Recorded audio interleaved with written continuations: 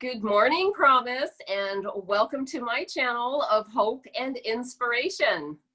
Hey, good morning, morning. Thank you for being here and helping me celebrate Culture Days in collaboration with the Cultural Center in Halton Hills. No problem. Okay, so Promise, instead of me reading your bio, why don't you tell our listeners what it is that you would like them to know about you and your music, as you are an artist in the music industry. I'm a Canadian hip hop soul artist, and what that means is I rap and sing, and the genres I focus around are hip hop and soul. So, and I don't want to answer too many questions early, but I guess you could kind of think Kanye West meets John Legend would be a good example for most mainstream listeners, you know? Kanye West meets John Legend. Okay, Yeah. I like it. Okay, very good. So, Promise, how has Culture Days then been a help to you as an artist? I think it's been very good in helping me get connected with the community and connected with the community leaders and those on the boards, and just getting me out in front of faces, especially being somebody who's new to Halton Hills, a person of color. These are just a lot of people. There's not a lot of people like me out here.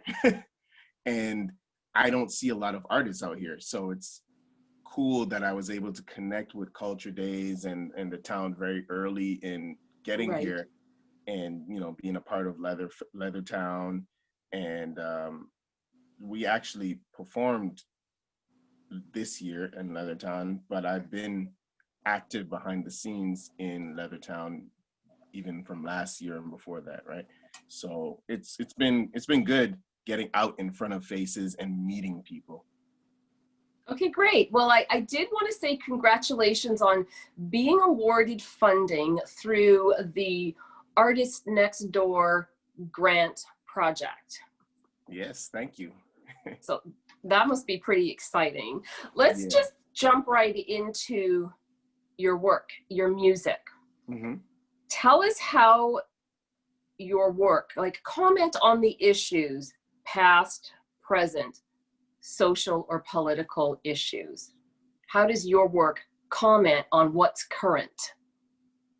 While I try to stay away from current events as they tend to get old quick, I definitely always touch on all issues in society, whether it be sex trafficking, whether it be identity, whether it be racism. I touch on everything, but I don't always specifically try to tie things to something that's happening right now.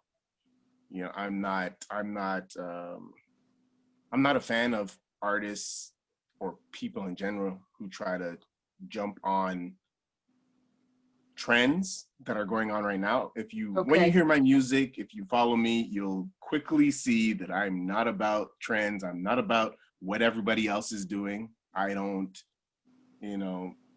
if I say Black Lives Matter, it's because I believe that Black Lives Matter. It's not because I support the organization. It's not because the media is highlighting Black people dying right now. It's because I truly believe that there's an injustice that needs to be fixed. So I definitely deal with a lot of that stuff, but I don't focus on what's happening presently because times are always changing. All these, no disrespect to anybody who's being hurt right now, but it's the same issue. So I try to deal with the issue and not the event or what's going on right now, who's in politics, who's the president right now. I really don't focus on that stuff. Okay. So it sounds like perhaps that in your work, you're always speaking from a place of whatever it is that you're passionate about. Yeah, yeah, and I try to. I'm under the belief that those who think like me, those who like the things that I like, will like my music. You know, I don't try to, because red is really hot right now, so I'm gonna do all my album covers in red. Like, that's not what I do. You know, Right. no disrespect to anybody who takes that route, the business route. I'm more of a true artist. You know, like I create from my heart, from my life, from my experiences, and those around me. And whoever that resonates with, those are the people that tend to follow me and enjoy my music. Okay, so then tell us what you enjoy the most about being a part of the music industry and being a rapper. I enjoy being to express myself and connect with those who feel the same way. I enjoy being able to share a message and having it impact lives. Um, I think those are probably the two most things. I love music. I love life. You know, so when I get to share about my life or how I view my perspective on other people's lives, and it touches somebody or it impacts somebody's life and kind of causes somebody to change or to reflect on the things that they're doing, I love like that reaction. That it makes me happy. So I'm happy to make people happy, you know? Right. Okay, that's fair. And I know you live outside of the GTA. You have a beautiful family. I wanted to know, tell our listeners, are they musical? And do your children like your music? Do they Yes. Okay, listen so to your music? first thing is, I just realized, or it was brought to my attention that Halton Hills is a part of the GTA. So as far as it is, apparently it is at the end of the GTA boundaries or Right. whatever. But anyhow, but yeah, my family's very We won't get musical. specific on exactly where you live. We'll just say, just on the periphery, okay? Yeah. Yeah, my family's very musical. My wife is a singer, songwriter. My kids all like love music. They beatbox, they play pianos, they produce, they make beats, you know. So we're a very musical family. We have a family CD. It's kind of like I wouldn't say children's music, but more like pop type stuff. And so yeah, we try to involve them in everything we do. They've all been in the studio with us. They've all been to our shows when we perform, and they've been on stage dancing and stuff like that. We're pretty much known as a musical family. And you have a family CD. I think that's brilliant. Okay, so tell us then about your album. Let's talk about your music. Mm-hmm. And your album that is called Awakening. Yeah. I'd like to know, and tell our listeners, did you write all the music? Did you write all the lyrics for it? And I also wanted to know who else was singing on the album, if you wanted to name a few people. Mm-hmm. Mm-hmm. So that's one of my favorite albums and a lot of people's favorites. So I'm happy that that was the first one that I kind of took control and did everything myself. I put together all the songs. I picked all the singers, you know, picked all the people that were going to be involved. That was the first record when I left.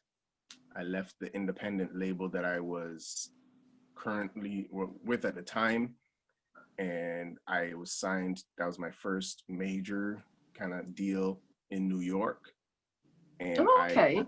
yeah, and so that was the first, everybody's first experience of hearing like what I would do if I was in charge, you know. So I'm happy that it came together almost exactly how I wanted to, and that everybody liked it.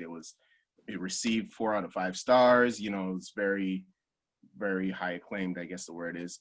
People on that album were Janae Aiko, Tony Williams, who is from Good Music. He's Kanye's cousin. Who else? O Sound, a good friend of mine who grew up in Toronto and now calls Halifax his home.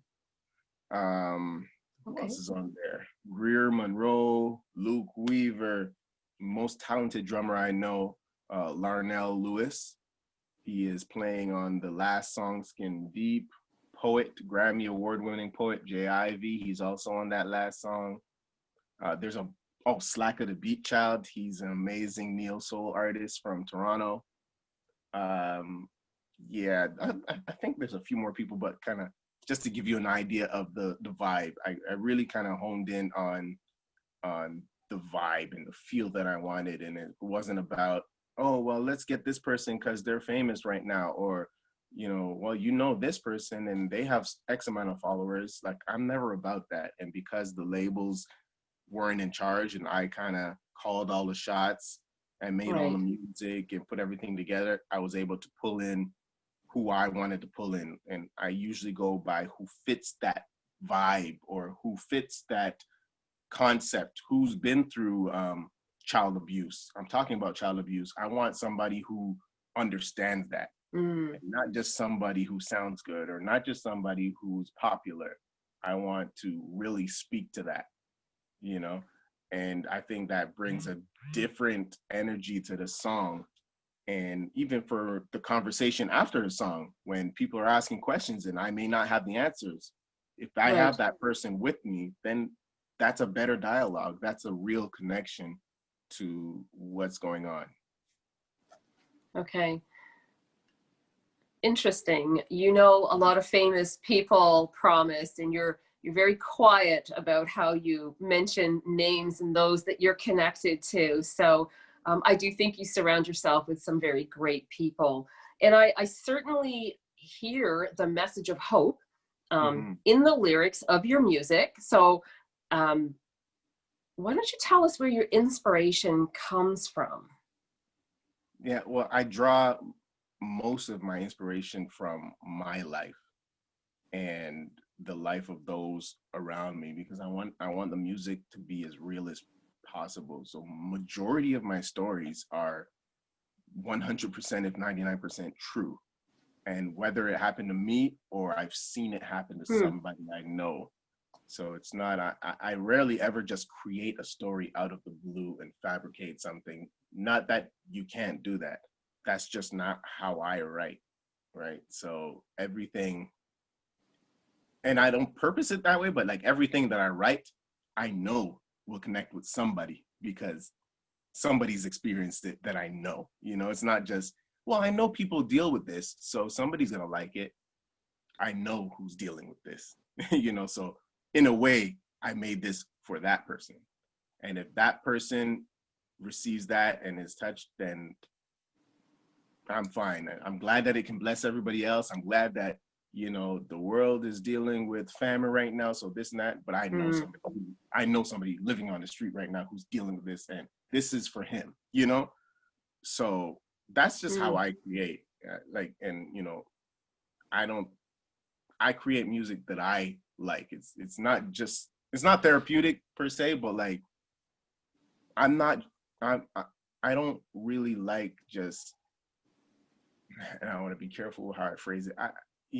Just because I like crackers, I don't want to make a song about crackers. Like if it moves me, if I wake up one day and I'm like, oh, this cracker is so good, and I make a song, like that's a difference than, the town of Halton Hills wants to hire you to do a song about cookies.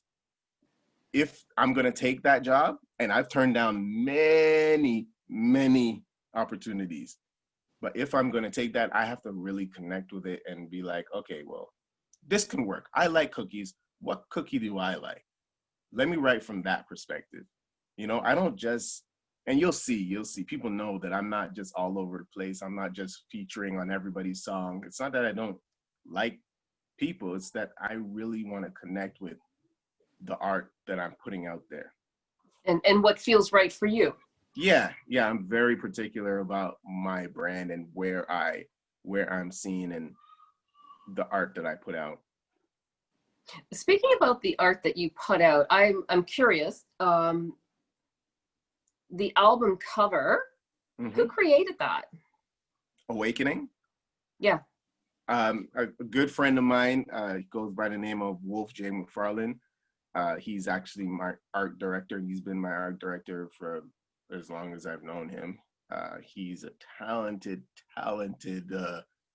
individual in the sense of creative art. He's a visual artist. He's a graphic designer. He does all that stuff, and I think he's the best in his field when it comes to art and design. I think the way he thinks and the way he sees things is just unlike others, and he's able to execute it as well. He's not only able to draw up concepts and think of plans and think outside the box, but he's actually able to put it together. And not a lot of people can do that. I went to school for graphic design.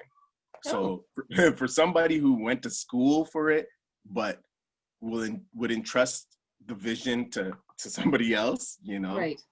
that says something. I was intrigued with the album cover. I thought it was very clever. So something else for people to check out. And I could certainly tell you my favorite song on your album, but I figured, why don't you tell us if there was one song from this album that we should listen to? What do you suggest? It was really hard for me to even decide what I liked, because and rap music is not something that I listen to a whole lot. And even though you said your music's not really therapeutic, and I play therapeutic music, as I play the harp, so my line of music is very different from yours. I felt your music was very comforting in its own way. Yeah. There was something about it, and it's probably in the lyrics and listening to the lyrics. So if we were to listen to one song that you would want to connect us with, which one would it be? It would probably be, it's so hard.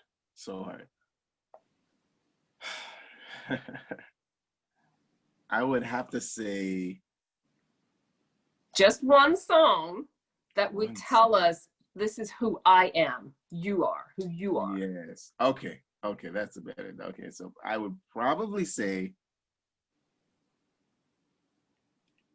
Everyone Knows. Mm-hmm. Yeah. If that's the criteria, like when we're talking about me. Yes. Yeah, I think that would give you a great idea and example of kind of like how Promise raps, how I think, what I like, and what I think about. Yeah, I think that's a good starting point. I mean, and from there, you'll probably jump around to somebody else and some other songs, but I think that is a great balance. When most people think of Promise, that's me. So there you have it. Check out Everyone Knows first. Okay. So, but what's your favorite song? I want to know. Like, I do like Everyone Knows, but it was really hard for me because each song, I like the way all of the tracks started. Like, they were all so different. And as I said, I don't listen to a lot of rap music, but then I found myself after the first one, it was like, oh, what was the second song? I think it was the second song was probably my second favorite. I don't remember the name of it. It was the second track. Mm-hmm. And then I thought, well, I really like that. So how's the next one going to start? Mm-hmm. And then before I knew it, I was through the whole album and I thought, is that it? So I just thought that's a testament to the work that you're doing. I thought the lyrics were great. A lot of storytelling, and I love listening to stories. So I think for me, there was a real great connection there. Cool. Yeah. So tell us, what are you working on right now? I'm working on too much, definitely too much. I'm mainly a songwriter and a producer, like an executive producer. So I produce a lot of other artists. And my heart is in songwriting. I love songwriting. So I'm known as an artist. I'm known as a hip hop rap artist, but like I write more songs than rap. So I'm producing a lot of artists. I have a reggae artist who's releasing this year. I have a female hip hop artist, another a Christian artist, a bunch of artists that I'm producing and writing for and stuff like that. And then, you know, my wife's projects, she's releasing another album. I produced that. Okay. You know, and then my stuff as well, right? So I have about, let's see, three albums right now that I've been trying to finish mixing, and I would like to release those. I have a podcast that I produce that I'm trying to get out because people are asking for a lot of stuff, and I'm like, I have it here, a TV show, a reality show that I also kind of produced and edited, but it's just like I don't have a team, and so I got to figure out what hat am I gonna wear and what am I gonna focus on, you know, and or things are gonna get lost. Did you Right? say that you don't have a team? No, I don't. I mean, I have a small team now that I'm building up. So you're saying you're doing everything yourself? Yeah. So okay. before, you know, when the industry was different before, so you know, I was signed, and the label has this person who does marketing, and this person who deals with videos, and this person who, you know, and okay. now I'm an independent artist, and so it's like you got to do everything yourself. And, you know, everybody's like, oh, it's better to be independent and blah, blah, blah. And sure, I can see benefits to being independent, but I can also see benefits to being not independent, you know? So I think I never frown upon people who choose to sign a deal, because I've been in both worlds. So I know the pros and cons of each. And there are times when I definitely don't want to be independent. And, you know, there are times when I do. Like, you know, for Awakening, if I was never independent, Awakening might not have come out. That's right. You know, right? And which is probably my best body of work to date. And so, you know, but I don't even know what I was talking about now. What was the question? Let me go on to the next question, because you actually, I think you answered this one a little bit with what you were just talking about. Oh, and I think what you're facing is what a lot of entrepreneurs have to face, is that they're always wearing many hats. So my question was, what was the biggest challenge that you've had to face, or at least overcome in your industry? And perhaps for you, it is being an independent artist. It's having to do, if not everything yourself, now for you, it's going to be creating your own team. Yeah, I think that's probably the biggest challenge is creating the team. And it sucks because the people are there, but sometimes people don't always see the vision or the dream that's in your head until it's out there. So you have to do something for people to see it, to kind of get on board or to inquire sometimes. Because a lot of times the people that are inquiring with other motives. You know, they're just trying to make money, or they're just this. It's rarely do you get somebody who understands your vision and then reaches out and is like, hey, I'd love to be a part of what's going on.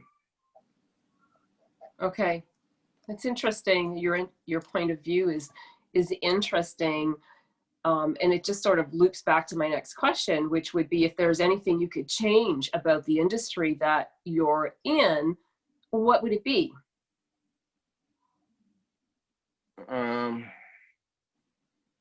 Probably like honesty, transparency.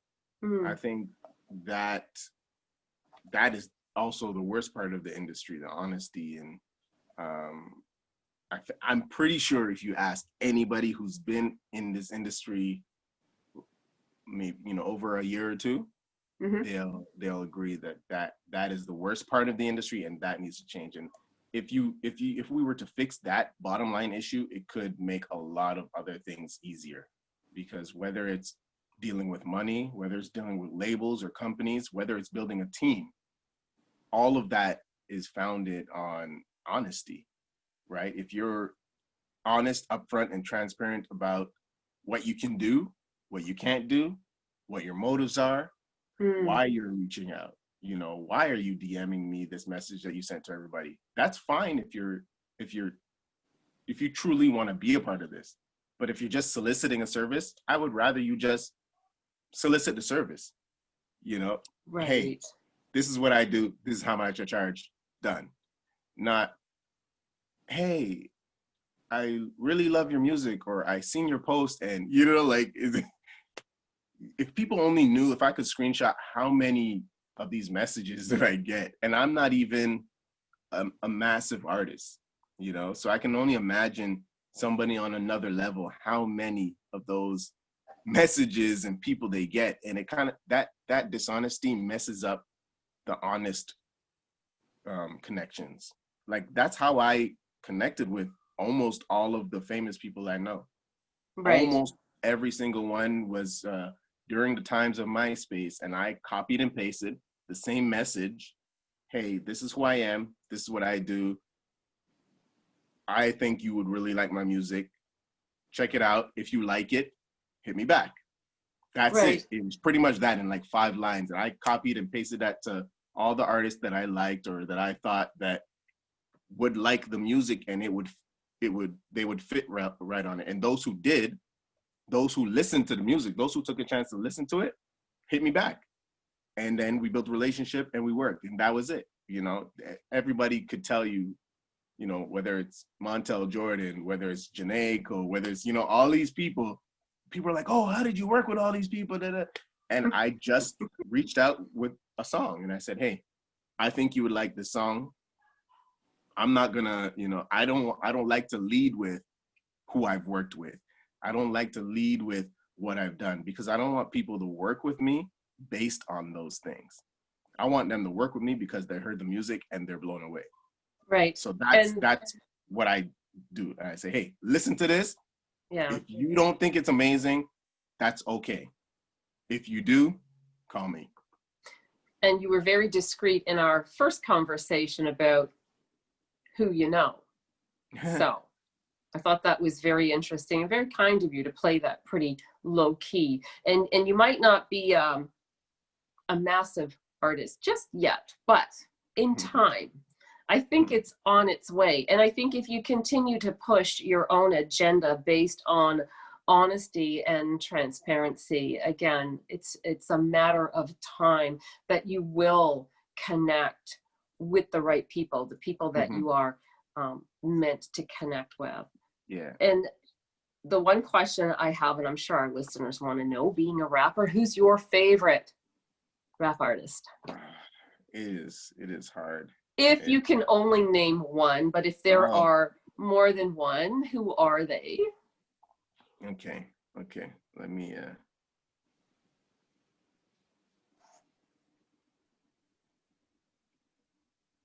Okay, so I'm gonna try to keep it short. Okay. So in terms of creativity, okay, hands down, Kanye West. Hands down. There is no question. In terms of creativity, vibe, and feel, emotion, that's Kanye West. I believe that nobody does what he does musically. Okay? Musically as a rapper. But in terms of how they live their life, or how their brand is positioned in front of people, maybe Kendrick Lamar. So can you say the name again? Kendrick Lamar. So like, I don't really resonate with all of his music. Okay. But his vibe, how he's looked at as an artist, like he's I guess what people would say is real. So he has a positive outlook on life. He's had bad things happen to him in the past, and he just shares everything, So I like that. So yeah, take that. Okay. All right. I'll have to look him up. Again, I'm not too familiar with all of the rappers out there, but if that's somebody that you admire, definitely worth looking into. Also share with us how COVID and this pandemic has affected you? We really touched on it briefly when we spoke initially, if it's affected you at all from where you stand right now. How has it changed the game for you? It's funny because it hasn't affected me too much because I mostly work from home. And I have my own studio, and so I do a lot of work remotely. But I did just start touring last year, right? For the first time in my life, and not just a small, like, little local 4-hour drive tour. I toured Europe, I toured Africa twice already within the span of 2 years, So, wow. And I was locked in to tour Africa annually.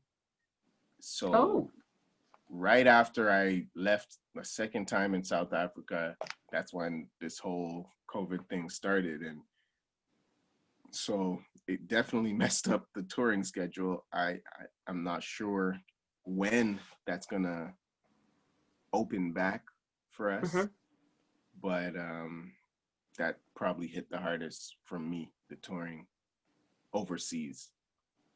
So it has had an effect in terms of slowing you down. I think getting your message out to a larger, more expansive audience, perhaps. Definitely, globally. Definitely. My first tour in South Africa, we did 3 weeks, and I was able to perform for over 60,000 people. Wow. And that's just 3 weeks of kind of like low key performing and touring around just South Africa, not even, all the other places in Africa. So I think there's an opportunity if it opens back up and I'm able to kind of focus and put in plans to travel just around Africa. Like, oh my goodness, the possibilities. Okay. Now listen, I have some rapid fire questions for you before we wrap this up. I just have 5. And you don't know this has not been pre-scripted or anything. So are you ready? Yep. And really quick answers, okay? You can't think about it for too long. Okay, here we go. Who would you most like to collaborate with? Kanye West. And if you could open a show for any artist, who would it be? Kanye West. Wow. What is the one message you want to leave your fans with? Kanye West. No, I'm joking.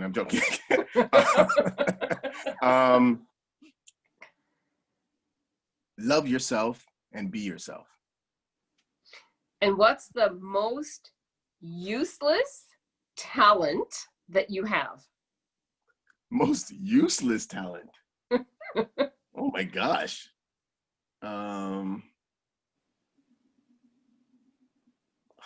I don't know, man.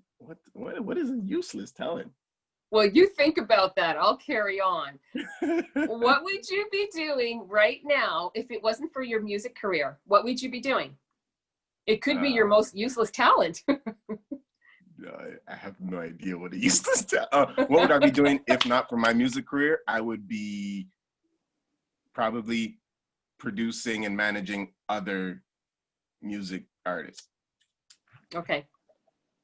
I still don't know a useless talent. I don't know. Well, let's leave it right there because that's all we have time for today. But before we go, if our listeners wanted to connect with you, Promise, where do you hang out on social media? Where can they find you? Okay, so if you Google I Promise Music, one word, I Promise Music, that's me. That's me on every platform. I would tell you to text me. My number is there on my Instagram profile. That's the first thing. Text me so we can exchange numbers and be really connected. And then follow me on everything. Follow me on Spotify. Follow me on Instagram. Follow me on YouTube, Twitter, everything else. Okay. That's it. We are so looking forward to hearing much more from you. And how exciting it is to really have you share and celebrate Culture Days with us.